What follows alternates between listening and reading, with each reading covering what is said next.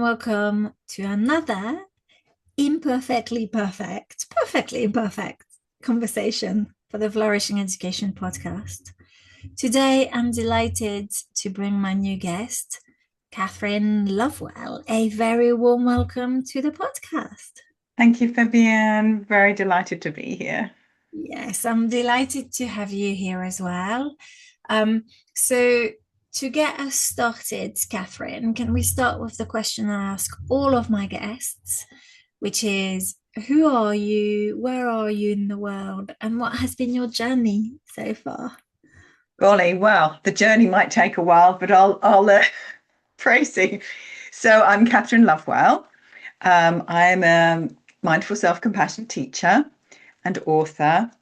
I was a secondary school educator for many years. I taught drama and art. I live in the Isle of Wight now, mainly. I was a London girl in the UK for many years, but circumstances brought us down here for a while. My journey, I suppose the focus for me now really is all about self-compassion. So the journey really has been, how do I navigate a life when my inner critic is driving my bus? That's the short version. So I've been on a really huge journey to try and unravel and understand why I didn't feel good enough, why even when I succeeded, I didn't feel great about that after, those few milliseconds of joy. Alongside this, quite a deep spiritual path of searching. And when I uncovered or was introduced to mindful self-compassion, it pulled all these threads of self-development I've been looking at for decades and decades. And it just felt like the missing link to well-being for me, the missing link that made sense as to why all these wonderful, amazing modalities and all the different trainings that I'd done still seemed to miss. There was this thing. And now my journey is very much, how many humans can I tell? How many human hearts can I reach to show them that we do not need to suffer that what is often termed as that second arrow. So yes, we have a challenging life, being in what I call the Play-Doh of life. Stuff happens, loss happens, challenge happens. That's all part of our, wonderful opportunity to learn and grow about who we are and how we want to live in the world. But the second arrow is I'm not good enough. This incident means this about me. The stories that we tell ourselves that are harmful and unhelpful. And I really would love as many people, young and old, to really recognize that we do not need to implant that second arrow of suffering. We can navigate it differently, and we can respond to ourselves kindly when things go wrong, when things are difficult, when we make those perfectly imperfect mistakes, those blunders, those, I wish I hadn't have said that moments that can linger for a long time in our minds. So personal liberation is where that sense of freedom through self-compassion. Oh, so much richness in what you've just shared and how much it resonates. Okay, so I think as a linguist, I'm really interested in exploring terminology, perhaps, if that's okay with you. Mm. So would you tell us what for you, like the modality, what you talked about, which is what is mindful self-compassion? Um, when I hear you talk about self-compassion, the first person that comes to mind for me is Dr. Kirsten Neff. I don't know whether that's related to what you. Yes, absolutely. I trained with Kristen Neff and Dr. Chris Germer. They are the founders of Mindful Self-Compassion, and it's Kristin Neff's model that is the foundation, really, her research model for me to explain it most easily. Wonderful. So I'll let you do that. Well, the simplest, most informal definition of self-compassion, mindful self-compassion, is, can you be a friend to yourself? Can you be as kind to yourself as you would a friend? That's the nutshell. Kristin Neff's model talks about three elements to bring together so that we can practice in a new way: mindfulness, common humanity, and self-kindness. So there's lots of definitions to mindfulness. I'll keep it very, very simple. The ability to notice we are suffering. In this context is the simplest way. There's a pain in my chest, my stomach is churning. I'm feeling out of balance. What is this? I know there's something here. So even if we don't necessarily have language, so that works for littlies, as well as actually some adults I've worked with, we don't necessarily know how to name things yet, but that is part of it eventually. So we notice, oh, this hurts. Oh, my friend's just blown me off for a better invite. Oh, this hurts. So we notice the experience that we're experiencing in the moment that it's happening. And I think for me, this was revolutionary. So I'll come back to that point of in the moment is powerful. The common humanity element is really talking about, here we are, as I love the way you open your podcast, imperfect humans. Here we are, if we are fully human, we'll recognize that we are not robotic, we are not automaton, and we will not show up perfectly. And when we recognize that this part of us that's fully human suffers sometimes, struggles sometimes, then we can connect with others in a new way and recognize, oh, Fabienne, you too are human.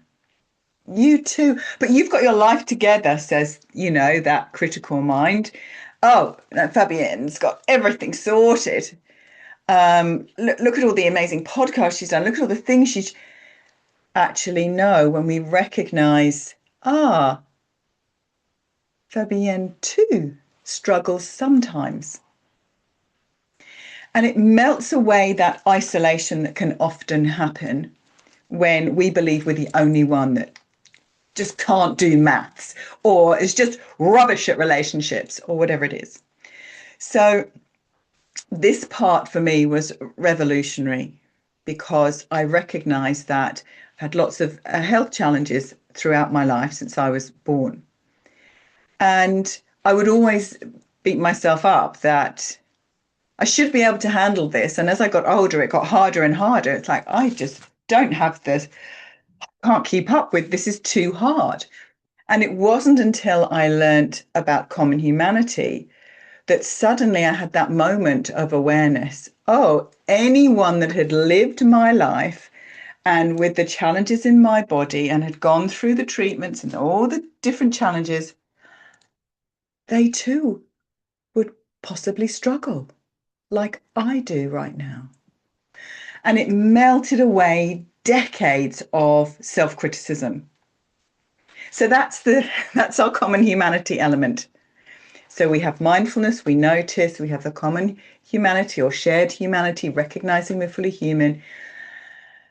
It's a really, the simplest way to say is me too. It's like, oh, me too. Oh, you struggle with that? Oh, me too. Especially when it comes to mums. I feel very passionate about new mums and how difficult being a mum can be. And then our final element is self-kindness.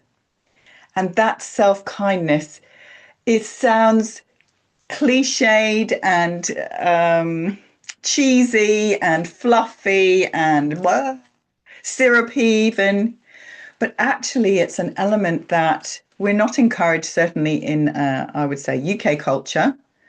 I definitely grew up with a stiff upper lip and I was praised for being brave. Well done. Yes, this won't hurt too much. And the focus of kindness has always been outward. So I was a lovely brownie guide, then I was a guide, then I was a scout. Every step of that journey was all about service to others. And I love giving service. It brings me joy. It's fantastic. I feel connected. I feel on purpose. There's lots of positives. I'm not berating the joys of offering kindness outward. But what this element does is it says, here we have humanity. Here's our circle of humanity. And here's your community, whether it's the family community or your youth club community or your school friends community. Can you include yourself in that circle? It's not pushing anyone else away, but it is including you. Oh, you too, like all your friends, require love and care and attention and fun and all sorts of wonderful things that us humans love. And you deserve that too.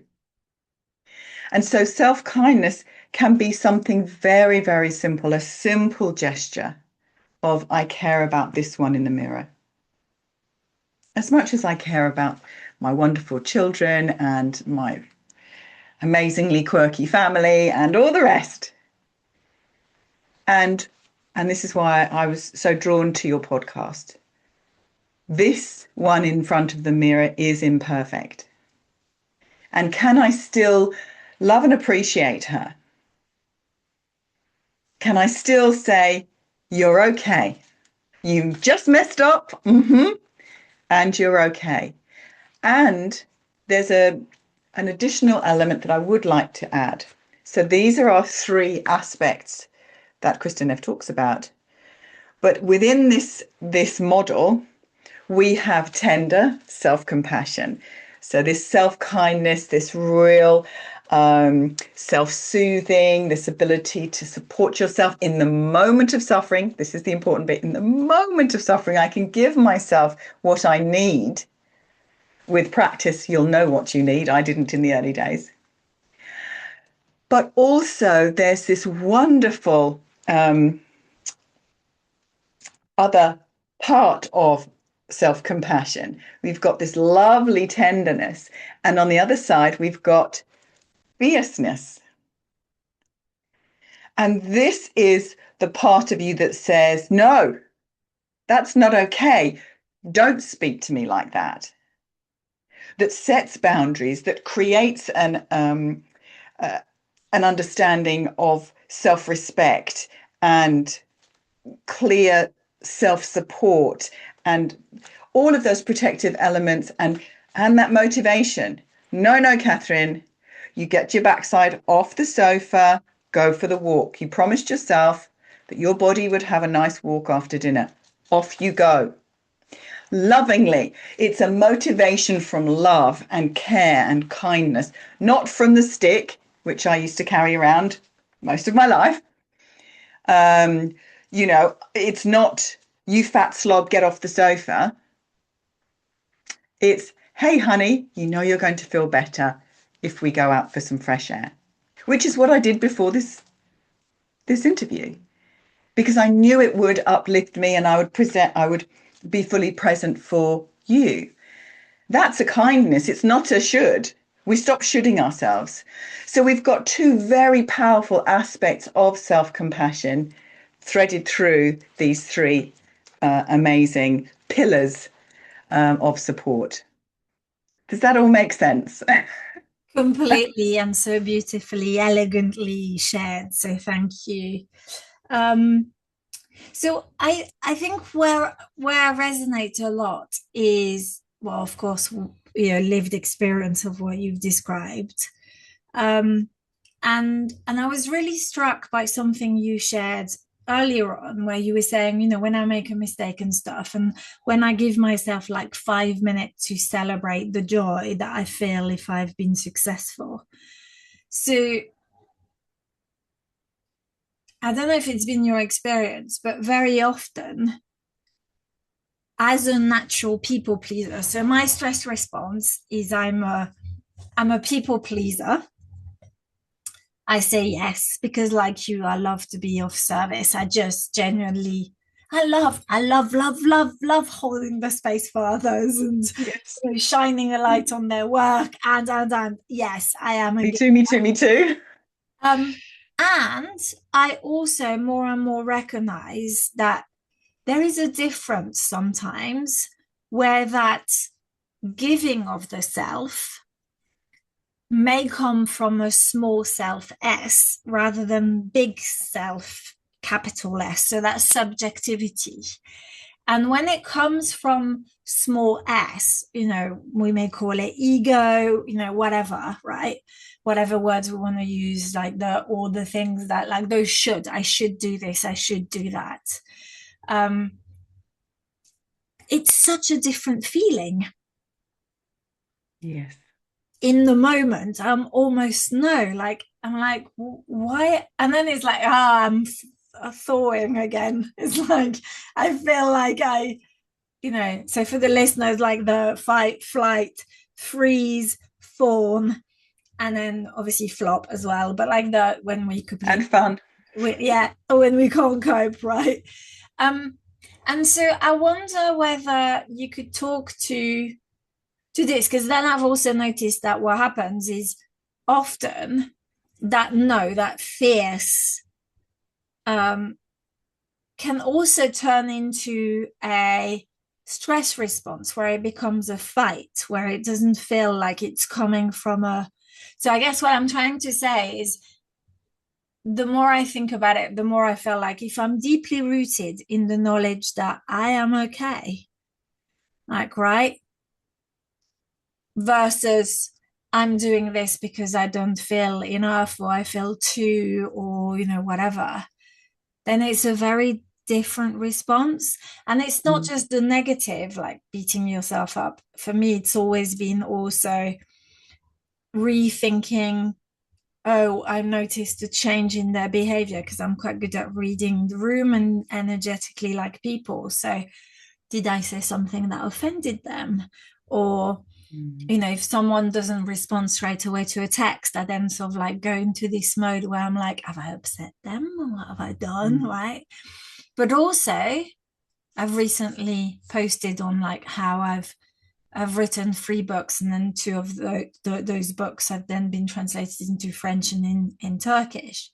And I like my friend, a colleague contacted me and said, how come I've only just discovered that you've co-authored this book with Dr. Dominic Thompson and that I found it through her, not through you?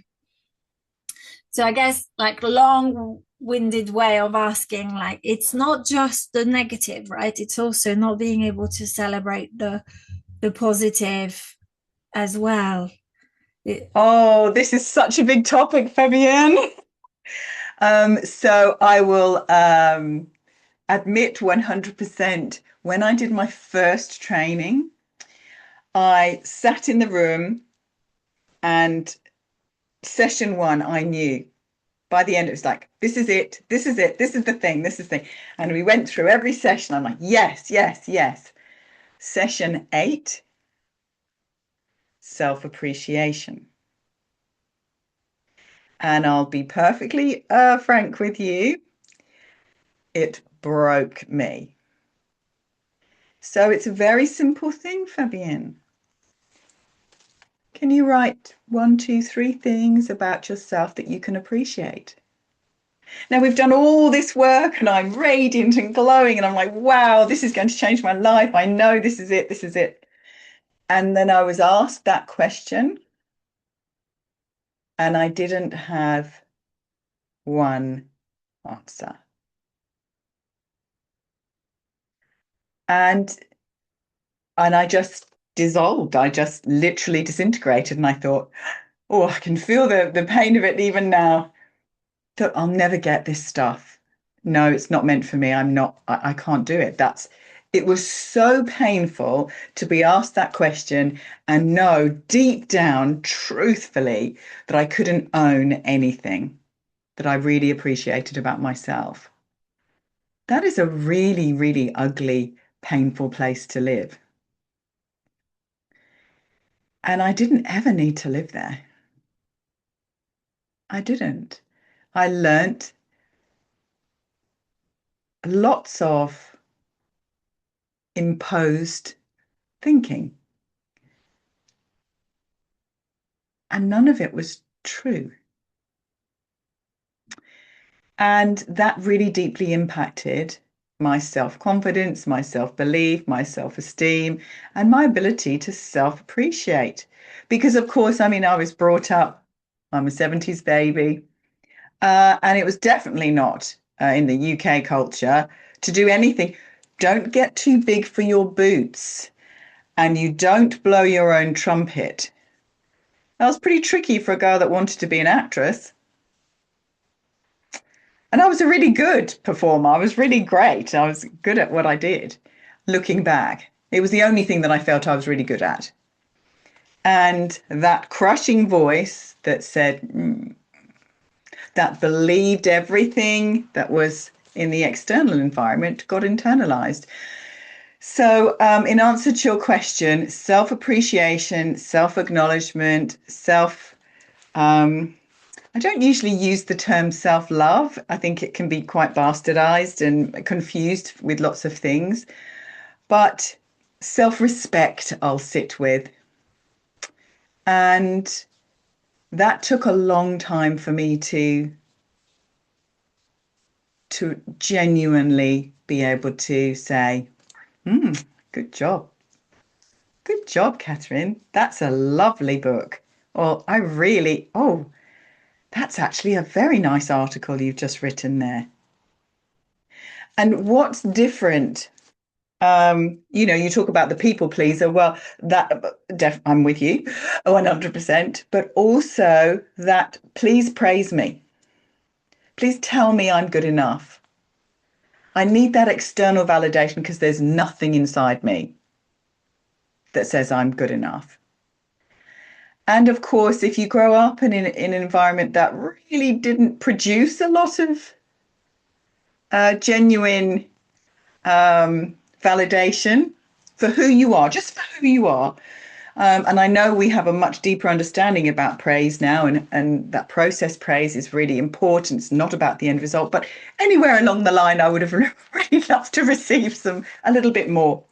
And so with all of that deeper understanding now, I 100% encourage people to go gently if that's an area that's been a real wound. And it does take time. It's not something you can't rip off the Band-Aid and then say, let's dig out this wound, you'll be fine in the morning. No. You don't pour some TCP in an open wound, really too painful. So we just go really gently. And what I hear from all of my students, pretty much without exception, is that they travel this journey. So it's an 8-week course, usually 8-9 weeks together. And it's almost imperceptible, this journey, or nothing's really changing. Oh, yeah, well, that was a bit nicer and that. And then they continue their journey. So they stay graduates of Kind Mind Academy and they do some graduate program. Maybe they come to morning practice. And then imperceptibly one day they wake up and say, oh, look at that. I didn't say mean words to myself when I was looking in the mirror cleaning my teeth today. I wonder when that stopped. So it's a really curious, it's a very tender, gentle, drip, drip, drip process. And we're encouraged to be slow learners. I was very resistant to being a slow learner. It's like, no, I found the answer. Give it to me now and fix me. It's not about fixing at all. It's about drawing in all those aspects of yourself. And finally, Chris Gilmore says, just love yourself up. Just pour all that love and care that you've so willingly and naturally offered to others since you were probably quite little. can you do the U-turn? And for some aspects, like that piece that we've been exploring, that was my hardest part. But for other people, that's not the hardest part. There's other aspects that are challenging. Everyone's on their own unique life journey around self-compassion. But for me, a huge step, a noticeable step when the first time I remember, because obviously when you're teaching, I like to do the exercises when I can, and I'll keep practicing. And the day that came when I got to that part, I'd always hold my breath. It's like, oh, here we go. Oh gosh. And my thinking mind, the egoic mind, could say, oh yes, well, you did that quite well. Yes, you could probably write, you appreciate that about yourself. So you could get down to the 3. But it was actually the shift that then one day my whole body acknowledged, oh yes, this wasn't up here. It was a truth from my heart saying, yes, well done. This is really, this is true. And that's very personal, visceral kind of somatic experience that is difficult to describe, but all I can say is you know it when you know it.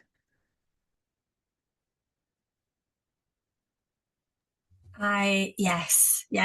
So for me, what you've just described, like that, the heart is like, I feel the heart is the connector between the mind and the body. And so this sort of like, I guess you've just summarized what I experienced from like being of service from the self big S rather than service with like small s.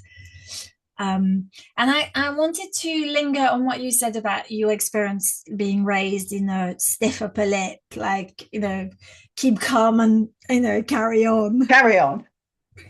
I'm a child of the 70s too. And I come from France. Um, and I do think that there's something around the Euro patriarchy um, that definitely plays a big role. And then I wanted to link back to what you said about your spiritual search, because that's also been true of my own journey, in the sense of, so the listeners will know I was raised, as well as being a recovering teacher, I'm also a recovering Catholic for sure. And that guilt and shame that, like in France, the state and the church are separate, but yet I think certainly like the Euro patriarchy, you were talking about those wounds. Vanessa Andreotti, in her book Outgrowing Modernity, talks about how our modern colonial systems create trauma and insecurities and this sort of like feeling of being guilty and like there's something wrong with you. And so I wonder whether all of us who've been raised by like the Euro patriarchal sort of societies will relate to our experiences, because and I think in a way it's like it's all, perhaps that spiritual search has always been not this, like, oh, I'll look for this, oh no, it's not working, I look for this, no, it's not working, I still feel rubbish, no, I still feel rubbish, no, I still feel rubbish, no, I still feel rubbish. And it's really tiring, right? Because you just sort of like, what I loved what you shared is like, I'm 52 this year, and only now can I start looking at myself in the mirror and actually noticing when I'm saying things to myself that, like about your best friend, that I would never even consider telling anybody, not even like people I hate the most.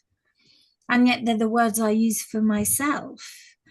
And so now I'm pausing more and I'm going, whose words are these? Like, where have I accepted this? So again, I'm sorry I've given you a lot, but would you Yeah, do talk to that? there's so much there, Fabienne. Um, yes, I was brought up a Catholic as well, and definitely my experience as a very sensitive child was um, deep guilt and shame for basically, being told a million times that I am a sinner. Now, I don't want to upset any person that follows any religion, that if it lights their heart up. And it did, like the aspect of love and loving thy neighbor and all of that wonderful. Um, Unfortunately, I heard the I am innately bad message. And that has taken a lot of therapeutic investigation to release. So, definitely, when I renounced my Catholicism at 18, after I just couldn't tolerate the hypocrisy and all of the things that were being revealed to a slightly more mature teenager's eyes, I then, yes, the search definitely was okay. Well, if this isn't it, because as a child, I felt there was this beautiful, deep connection with pure love, which is, I believe that's what I was being taught about Jesus, is like this wonderful, loving person that healed the sick and respected the poor and all diversities, and so it was very confusing then to say, well, where is that love then? And I can't seem to find it in the world. I was very, very optimistic as a child, as a teenager. And that optimism, I think, is innately part of who I am. And self-compassion has helped me reignite that. Still, I still find it hard sometimes as an adult when, we're more aware of the challenges of our planet. But that search was so rich. It was a gift. I look back now and I say, wow, what a gift here. Um,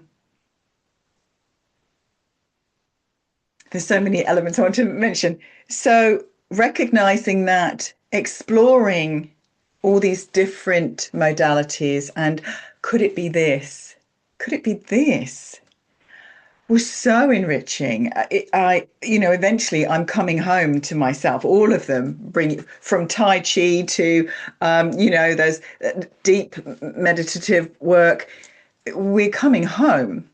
And I use home with a capital H and, the big letter, it's just truly coming home.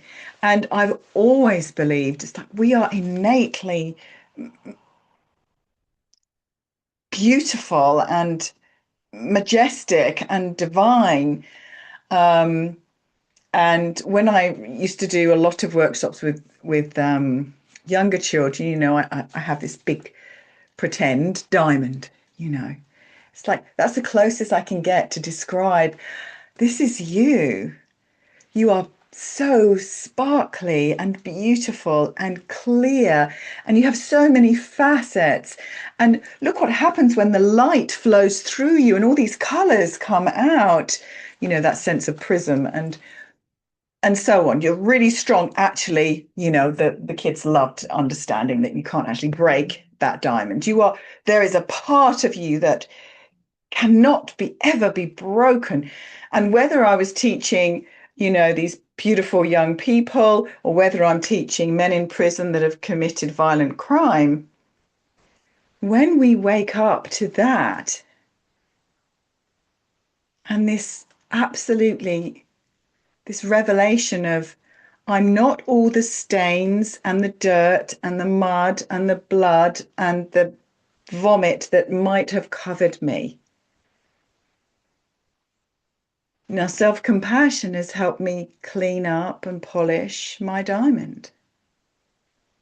Now, there's lots of other aspects, and definitely I would say my meditation practice of, I would say probably silence is my most favorite, just being still and connecting to that heart energy, the coherence between mind and heart and body, and dropping in and then expanding out to experience that vast, boundless presence that actually I would say is the truth of who I am when I'm not wrapped up in this form. So all of that, that said, self-compassion has helped me live in this form with more ease and allow that which is not nameable to be part of my practice every day without needing to prove to anyone or justify my choice, that there's pure love that's moving through me. And can I stay connected to love and joy and be, I have a loving kindness phrase that, may I be the living embodiment of love and joy. May I be the living embodiment of love and joy. So that I can, and that moves on to may I be a conduit for love and joy. That's really, there we are. There's my reason for living. And so this pathway of how do I stay connected with this spiritual, this home, and live in the real world where I'm presented with reality that is suffering beyond belief, whether it's in my body or whether it's from a friend in Uganda whose brother's just been murdered, whether the war, that all the wars that are going on, and back to let's mention the patriarchy and all of that insidious stuff that's still going on, and the gender gaps and the racism and all the awful things that you think surely not in the 21st century. And self-compassion can help bring me back to my center, even with that noise, and can help me come home to that, that place, that spiritual place. For me, I would call it a spiritual place, but that sense of stillness that resides, the eye of the hurricane, the eye of the storm. Can I stay there even when there is pain and suffering all around? Does that answer your question? Completely. And as you were speaking, I was like, oh, this is where I feel, that's how I feel about like space. So spiritual place. Yes, And I this love that. where space. And my amazing, beautiful friend, Mei-Ling Thomas, with whom I spoke this morning, was saying how space is the function of awareness, and I was like, yes. And so like that place, space is the spiritual place, is the living from a place of spirituality, which you've Mm. just so beautifully described, right? Thank you. Um, I've been looking at the two beautiful beings behind you. Oh, And yes. I have to say, I am completely and utterly drawn by the one on my left. Simply because, yeah, this week I wrote. So you said about being colourful or colour, and so I'll be very transparent for the listeners.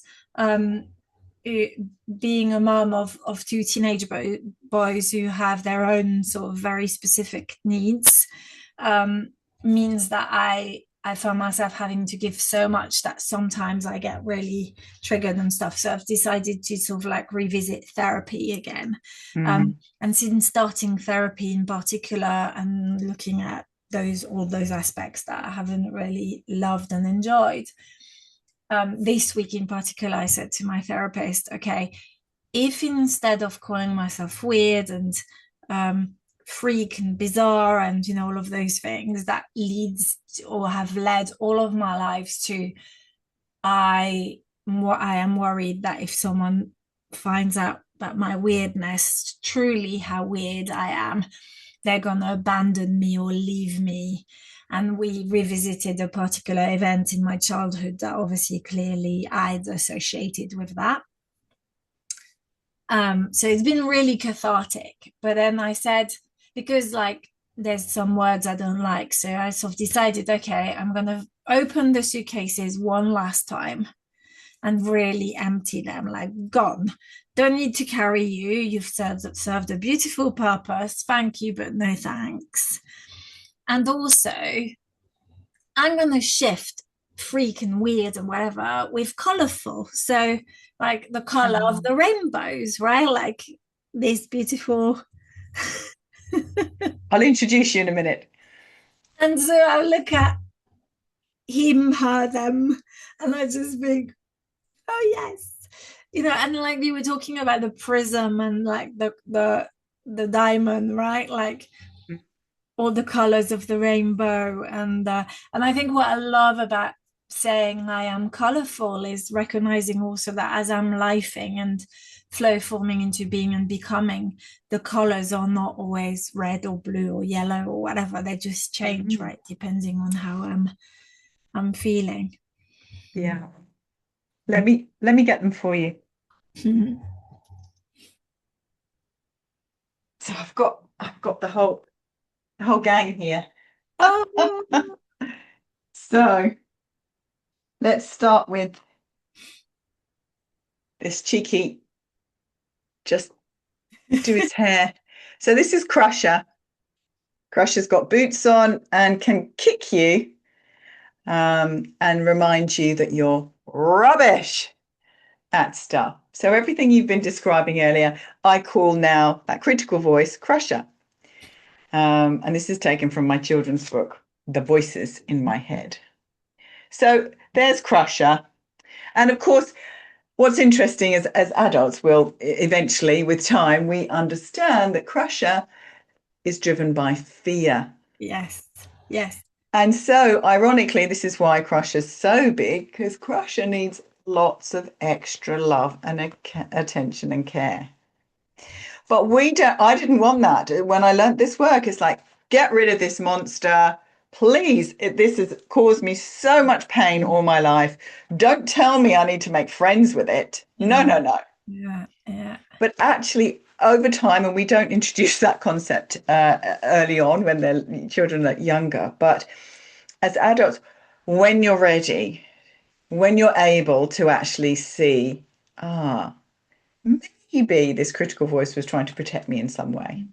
Mm. Maybe this was actually trying to prevent any suffering, but Yeah. has really, Yeah. yes, Yeah. Or really, fearing it is that fear I'm gonna be hurt again. And so I'm like, yes. well, yeah, yeah, yeah. So don't go to the party Yeah. because if they laugh at your dress or if that boy takes the mick out of you, then if you don't go, that can't happen. Yeah. Yeah. Very fiercely protective, but that took me a while to embrace. Mm. So the other aspect is, of course, the lovely booster. Here we are, waving, dancing.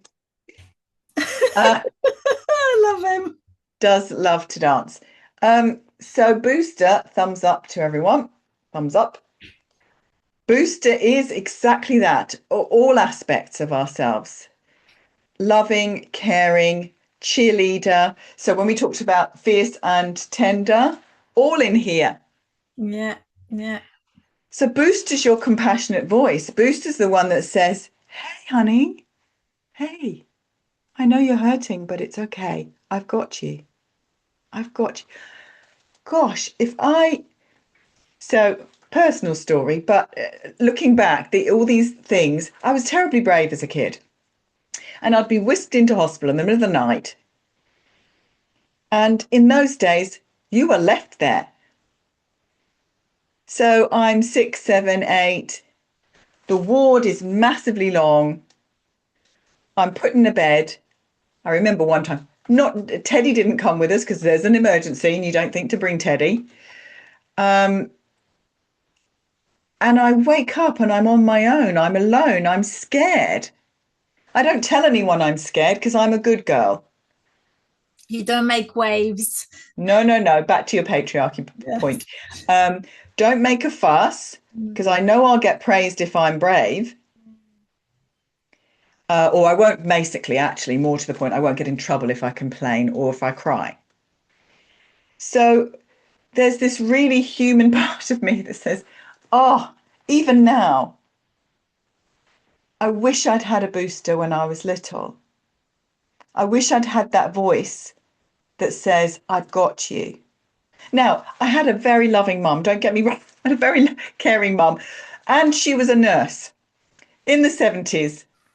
So let's put that into balance. It's unless you have a temperature of 210, you will be going to school. All Yes. right. So she was pretty tough. She was, but that's the nature of nurses. They run in my family. Stopped with me. It's like, no, no, not doing that. But the reason I mention this is that sometimes we need a cheerleader. Sometimes we need to say, go on, Kathryn, go to the audition. You can do it. You have as much chance of getting that part as anyone. You're a talented girl. Go on, you can do it. But I didn't. I had this beast instead saying, why are you going to even bother? You just humiliate yourself. And how great will that feel when you come home with no part again? All right. So it's that. So you can hear the tone, this whole tone. But Boost is there. I love that the color is really important to me. And it is to do with all of those prisms. And there's a beautiful poem about rainbows as well. But all aspects of your compassionate response can be in here. I'm sorry you're suffering. I'm sorry. And there's my hand. Hold my hand. I know this is hard. Now, one thing that I learned, I was deeply blessed to have these skills. My mum got dementia, and it was just probably the most horrible thing I've had to witness. One of the most horrible. And the feeling of helplessness to not be able to help her and to watch her deteriorate and eventually die. But what was different about the way I did my best to care for her and be there for her and the family is that I included myself too. So I'd be in the lounge and things would be getting really difficult, and Mum was in obviously repeating mode, and everyone was getting a bit tense and upset. Instead of me doing the come on everyone, my old way, let's have a cup of tea. Everything's okay. It's not okay. This is horrible. Everyone is in Upset. pieces. Yeah, everybody's upset because the person you I love. know. Yeah. Yes. So I remember one specific incident, and Mom was getting pretty poorly, and I just took myself into the bathroom, locked the door, sobbed my little socks off, said all the things that a loving friend would say to someone that was struggling in that moment, and say, hey, it's okay. This is really hard. And I've got you. And it's not easy. And you're going to get through this. And your mum will be free eventually. And you've got this. You can do it. And I dried my tears. I washed my face. And I stood back in my power. And I brought love back into the room, not fake coping crappy stuff that, don't get me wrong, I've done that before and it was the best that I had. That's all I had. But this time I could be present with, this is just so painful. And I'm holding me and my hand and holding my mum's hand and my stepdad and, my kids and the family that, it's just, it's difficult. that's just one example of how it shifts. It's not a selfish thing, this self-compassion, because that's the big resistor, isn't it? That's the, oh, you're all into your self-compassion. Oh, it's all about you now. And they make that S into some sort of inflated. I think it's because people don't understand, back to that S, that it's a small, it's not about being selfish, small s. It's about that spiritual capital S, right? Where, I Yeah. was so moved by what you've so generously, courageously, I mean, courage is such a, I love this word because it comes from the French cœur, Yeah. heart. And how you beautifully shared. I was moved by your words. Um, because imagine if we lived in a world like the way you've described, where Crusher is not driving the bus Mm. constantly. Because I think like more and more with the work I'm doing with teenagers and like with the PhD, like where I'm researching, I really think that actually I'm thinking back about my own journey as a child, like you. I remember being this vibrant child. Like I remember being 4, 5 with my red top and my, like the 70s, they used to make you wear that things. You're like, really? Like, do you really think Oh, it's a they're good good. clothes? Like bright red and mustard yellow. It's like, Yum, yum. like, yay. But you know what? I watched those photos and I feel it inside me, this sort of Yeah. like little girl who was so loving, so loving, and still is. But as she grew up, was told, this is weird. You can't love so much because it makes us feel uncomfortable. You know, Yes. my friends say to me, what I love the most about you is how you hug. I'm a hugger. I Mm. love hugs. For me, like they're the best, quickest way to get oxytocin. Yeah. Right? Yeah.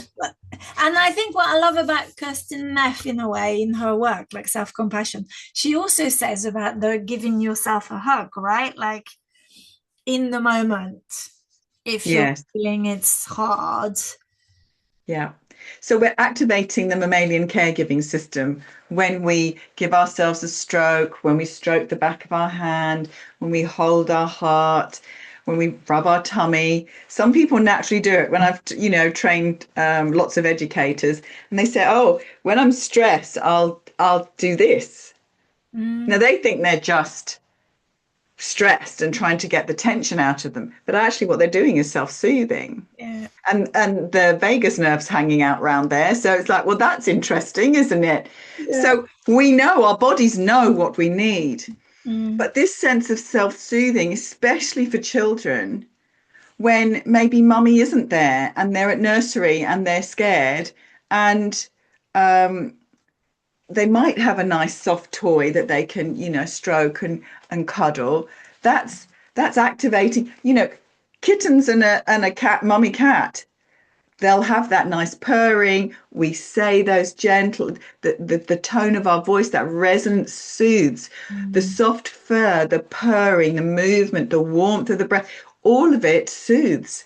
And that's, we're mammals. yeah. It's magic. So we can absolutely, this is the most powerful thing about self-compassion. We can give ourselves what we need in the moment of suffering. So another example, going in to see a friend who went from perfectly well to, oh, I seem to find myself in, it's called the Marsden Hospital, famous cancer hospital near where I used to live. She said, I've got leukemia. It's like, what? She was really fit, awesome. Anyway, and as I went through the doors for the first time to visit her, obviously frightened what I'm going to find, frightened about, what's the prognosis, frightened, all sorts, and I don't want to burst into tears in front of her because is that going to help her? And all these things that we all think, we think, ruminate on as you're coming through the door. Instead, this time, because I've got this friendly voice in my mind, I walk through the door and I say, now this is hard and it's okay if you cry. This is hard and it's okay if you have a bit of a wobble. This is hard and you can do this because you love your friend. and all these different, very compassionate, honoring messages. Not pull yourself together, zip it up. Don't you dare break, break mask. Because I am naturally the entertainer. I am naturally going to try and lift spirits because that's actually that's my energy. I'm very colourful. It's joy. The joy pours through me, the enthusiasm for life. It's wonderful. And I can help someone shift state really quite easily. But this time again, it's that motivation of where's it coming from? Is it the small s? Is it the big S? It's pure love, and it's caring, and it's not fixing. It's this energy that's moving through me, because I'm also acknowledging and validating my human part that's frightened and nervous and wants the best for my friend and doesn't want her to die. Yeah. And I'm happy to report she didn't. She's amazing. She's doing really well. But that's the power of staying in our hearts. That's the power of listening deeply. That's the power of watching those thoughts and saying, as you said earlier, whose is this anyway? Yeah. Whose thought is this? I'm sorry, I can't be beautiful because I've got wrinkles on my face. Who said that? Who defined that? Yeah. Yeah. Have Well, we seen? back to that Euro patriarchy, right? We could do a whole podcast. Oh, we could do a whole series. But it's not ours. And when we start to really look at can I honor? It's about honor myself in this moment, whether I'm scared, excited, happy. I spent I was going to say almost up until maybe I learned this work, being told I'm just too sensitive. I'm just joking. Can't you take a joke, Kathryn? I know. Yes. And actually, it's like, no, actually, that really, really hurts, especially when it's coming from family members, which it often did. That cuts me deeply. And when I stopped thinking, as you talked about, that I'm the freak, that I'm the wrong one because I don't fit this, hard, don't show emotion type. Well, the beige, I call that the beige word. Beige. When you're colourful. Yes. And so it's, as you say, right from the beginning of this conversation, it's a journey. And I am not, by any stretch of the imagination, anything but a work in progress. So something new will come up, someone will say something, it will feel wounding. I have to go through that conversation again. I have to really, sometimes things I need to dig deeper. Some things I can say, we can let that go. It's okay. Sometimes it's like, I need some time with this one. And as you say, with therapeutic support and it's tough. I've found it very tough letting go of my sons. They're, amazing young men. And I'm really proud that they're amazing young men and independent and living their own lives. And there's a part of me that still wants them to come play with their mummy. Because I invested 20 years of my life for them. And of course, no one trained me. No one warned me. This would be a heartache that so painful. So, there it is. Can I be compassionate toward myself that I still have some letting go to do? Yes, I can. It's okay. I'm doing my best. I send them loving kindness every day. I wish them blessings, and I support myself when I wish that they would ring me more often. Amazing. Oh, this is so beautiful. I'm wondering if if I haven't asked you a question and you're thinking, oh, I so wish Fabian had asked me this question. Golly. I don't think so. I think we've covered it all. I think maybe just can we teach our children very young? Can we embed booster just as a preventative measure, as a foundational self-care measure? Because ultimately, It sounds very dramatic, but as a secondary school teacher and, well, in various different forms, um, we know the pain that our teenagers go through, and we know that suicide is the leading cause of death in the UK under 35s. Yeah. And I'm on a mission to reduce that. And the way that I believe we can reduce that is if we catch our children really young and embed this kind voice. Yeah. And I wonder, as I am hearing you speak, where I'm at with my thinking is I wonder, going back to like the way I felt when I was 4, I wonder if what you're doing is you're actually teaching, or showing these young people they don't have to adopt, like the reality is that Crusher doesn't need to come into our lives. He's not, why even, what, like, Mm. you've learned to love him and accept him. But I'm looking back, I'm like, well, actually, as a 4-year-old, I probably felt like Booster. I knew deep down I already was this loving person. So perhaps what you're doing is just beautifully reminding young people that they are this beautiful diamond, Mm. this beautiful, Mm. um, yeah, And that's and wonderful. just a note on that, we're not trying to get rid of Crusher. Crusher is part of who we are. They come as a pair, like it or not. Yeah, yeah, And we have a negativity bias for a reason. Evolutionary speaking, we need Crusher. We need to, no, don't do those drugs, you idiot.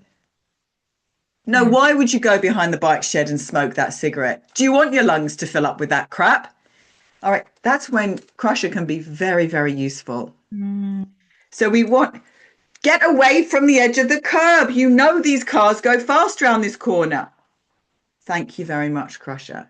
Now, delivery still could do with some tidying up. yes, yes, yes, Definitely. You yes, don't have to be called nasty names all the time.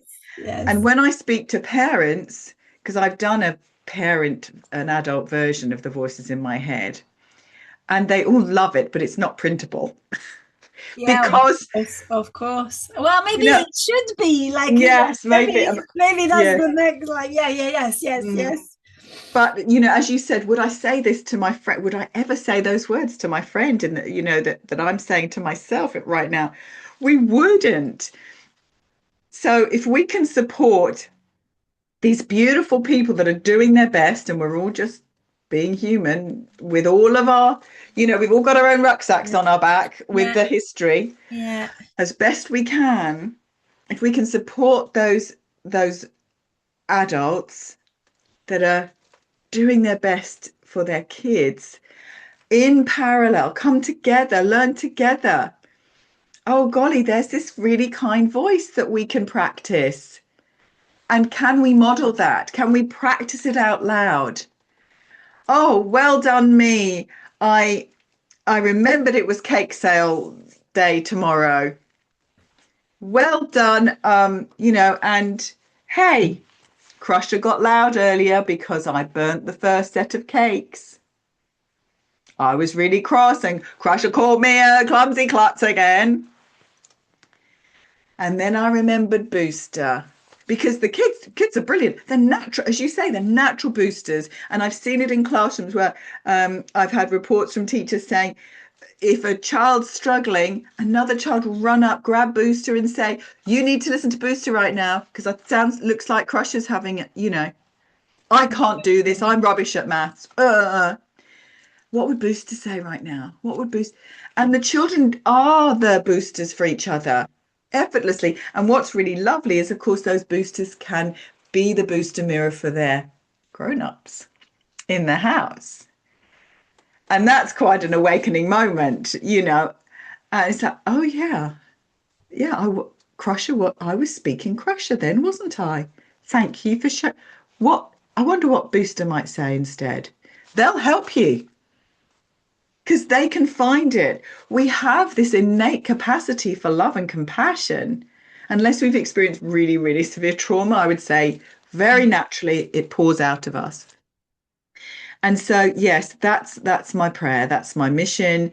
Can we reduce risk that when we get to teens and older, especially with men, obviously we've both got sons, um, and remind them that there is another way of thinking. Mm. And we can take charge of that. We call it the inner remote control. So, which button shall I press? Well, actually, I think I want to turn the volume down on Crusher. Let me turn it down, turn it down. Oh, I can't hear Crusher so much. Turn the volume up on Booster. Oh, Booster's here. Oh, okay, I can hear nice thoughts in my head for a minute. Whew. And if we can't do that for ourselves yet, like I couldn't, can we listen to someone that's the booster voice for us? And we need that. Your therapeutic support. It may be a loving adult in a social work situation. It may be, this fantastic teenager that's helping young people in youth club. Mm. Yeah. It's not that they have to show up and look like a particular Yeah. thing. It's actually that they've got that deep booster energy Mm. moving through when they speak to another person. Doesn't matter what the age is or anything. And that, I think, will make the difference.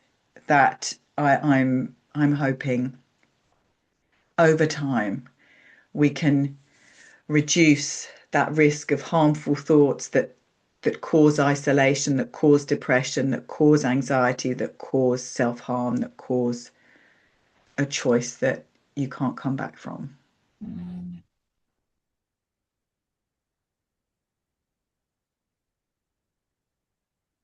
So important. Thank you. Thank you.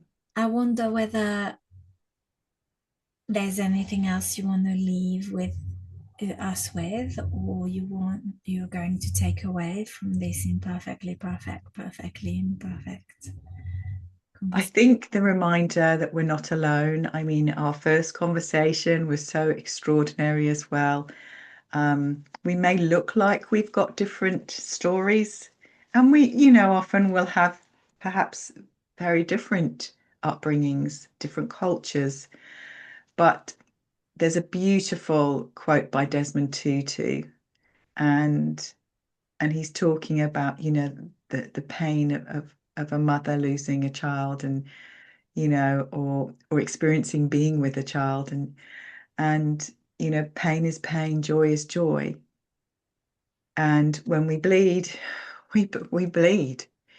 We are fully human. So I think what I'm taking away is how wonderful it is to connect with you. And I hope to lots of the people that watch this that the reminder that we're not alone. Our stories and struggles may seem very different, but I've worked with people that are very, very successful in their field, have lots and lots of money, and I've worked with people that have close to nothing and no prestigious PhD or accolades to their name. And it doesn't matter where you are on that spectrum.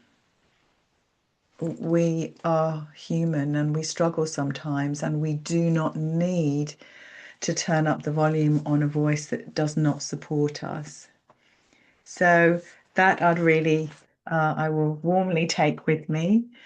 And I would really love to offer anyone that might be struggling to find, there are practitioners all over the world, but find a way, move towards making friends with yourself, however that looks for you. There are wonderful people out there that have skills, whether it's in a therapeutic environment, whether it's an amazing little book of self-compassion that you can just pick up and start, exploring. There's lots of resources out there, and you can change. If this has been a long, long narrative for a long time and you think, I'll never change this, just remember me. I was 45 before I learnt this work. And I thought I was spectacularly broken by this stage. Broken body, unsuccessful, not showing up for life in a way that I thought I'd imagined I would by then. I mean, lots of broken stories about being broken. And of course, none of them were true. We just need to recognize this voice and to then start pouring love and compassion onto all of those wounds.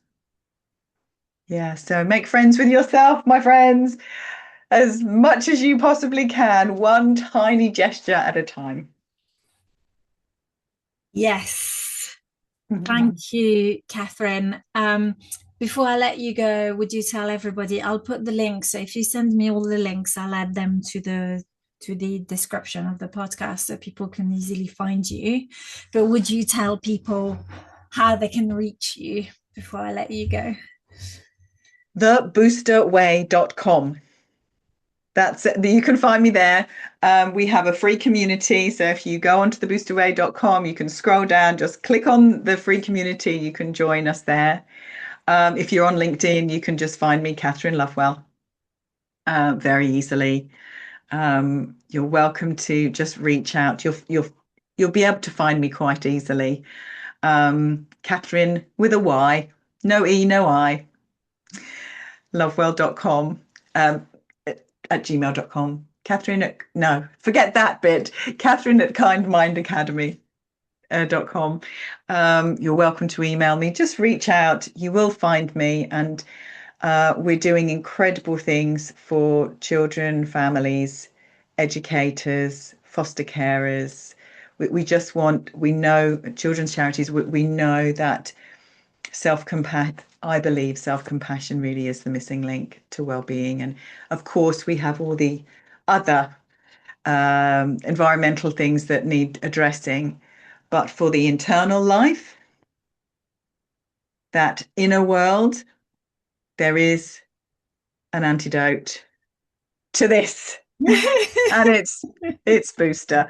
So yeah, I'd be delighted to connect, and you're all warmly welcome to join the Booster Way community. The more we learn from each other, the more we grow, and we're stronger together. Wonderful. Thank you so much, Kathryn. I'm reminded like that what I use now is Ram Dass's quote, right? For the podcast. So we are just all walking each other home with a capital H. So thank you for walking me home today. It's my pleasure. Thank you for having me.